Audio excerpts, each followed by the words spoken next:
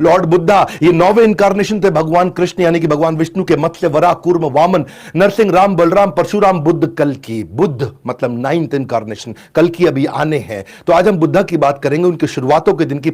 सम्राट शुद्धोधन और उनकी महारानी महामाया, इनके पुत्र थे गौतम बुद्ध। जब महारानी महामाया जन्म देने वाली थी एक बच्चे को, तो सोची कि मैं अपनी मां के घर जाती हूं। अपनी मां के घर जाने के लिए जब अपनी टीम के साथ अपने आसपास जो उनके सारथी थे उनको लेकर जा रहे थे, तो रास्ते में उनको प्रसव पीड़ा हुई। जिस स्थान पर प्रसव पीड़ा हुई उसको बोलते हैं लुंबिनी। ये नेपाल में पड़ता है आज के समय में, पहले भारतवर्ष में था। लुंबिनी में एक पेड़ के नीचे उन्होंने गौतम बुद्ध को जन्म दिया। आज भी वहां पे लगभग 12 लाख टूरिस्ट हर साल जाते हैं, फॉरेन टूरिस्ट पूरी दुनिया से, और खास तौर से इंडिया, थाईलैंड, श्रीलंका, चाइना। आज जब ये इनका जन्म हुआ तो किसी योगी ने उसी समय बता दिया था कि या तो ये महान संत बनेंगे या महान सम्राट बनेंगे।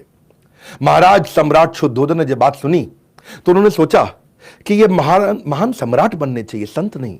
अगर संत बन गया तो मेरे आगे उत्तराधिकारी कौन होगा? तो ना बन जाए, इसके मन में वैराग्य ना आ जाए, तो इसे सभी प्रकार के दुख, तकलीफों से, समस्याओं से दूर रखता हूं। जब ये कभी दुख देखेगा ही नहीं तो उसके मन में वैराग्य आएगा ही नहीं। तो उन्होंने उनको महल के अंदर, राजमहल के अंदर ही पालन पोषण किया। बहुत सुंदर अप्सरा जैसी खूबसूरत एक देवी के साथ उनका विवाह भी कर दिया। 19 साल की उम्र में उनका विवाह हो गया और ये कभी राजमहल से बाहर निकले नहीं। सारी सुख सुविधा, सारे फूड, क्लोथिंग, प्लेजर वहीं इनको मिल जाते थे। गौतम बुद्ध अभी घर पे सब ठीक चल रहा था, तो एक समय आया जब इनके पिता को कहीं ट्रैवल पर निकलना था। उस दिन अचानक ये भी अपनी कुछ टीम को बोले कि मुझको लेकर के शहर घुमा के लाओ। जब इनको शहर घुमाने लेके गए तो रास्ते में ये हैरान हो गए इस टूर में देख करके, एक आदमी अजीब सा बैठा हुआ। इन्होंने पूछा सारथी से, ये कौन है? बोला ये बूढ़ा आदमी है। बोला क्या हुआ, इसको देख के अजीब सा लग रहा है? बोले ये बूढ़ा आदमी है, हर इंसान को बूढ़ा होना है, एक दिन हर व्यक्ति बूढ़ा हो जाएगा। इनका रियलाइजेशन हुआ कि एक दिन मैं भी बूढ़ा हो जाऊंगा। उन्होंने देखा कि एक आदमी कराह रहा है, सड़क पर लेटा हुआ है। उन्होंने पूछा क्या हुआ? बोले ये बीमार है। बोले बीमार क्या होता है? बोले बीमार, क्योंकि पहली बार निकले अपने राजमहल से बाहर, तो बोले बीमार मतलब जब बीमारी लग जाती है, हर आदमी को बीमारी लगेगी। उन्होंने पूछा मुझको भी लगेगी? बोला हाँ लगेगी। और आगे गए तो राम नाम सत्य है, इस प्रकार एक शव यात्रा जा रही थी। उन्होंने पूछा ये क्या हुआ? बोला किसी का देहांत हो गया है, इसकी मृत्यु हो गई है। उन्होंने बोला वो क्या होता है? बोला हर व्यक्ति का देहांत होता है, मृत्यु होती है। इन्होंने कहा क्या मेरी भी हो जाएगी? बोला आपकी भी होगी।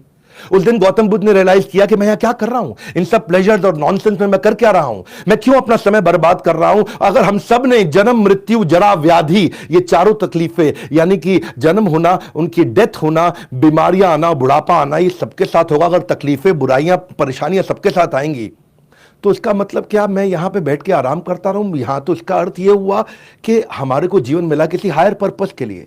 ये अपने आप को रोक नहीं पा रहे थे, छोड़ना चाहते थे, ये बाहर निकलना चाहते थे बहुत दिन से।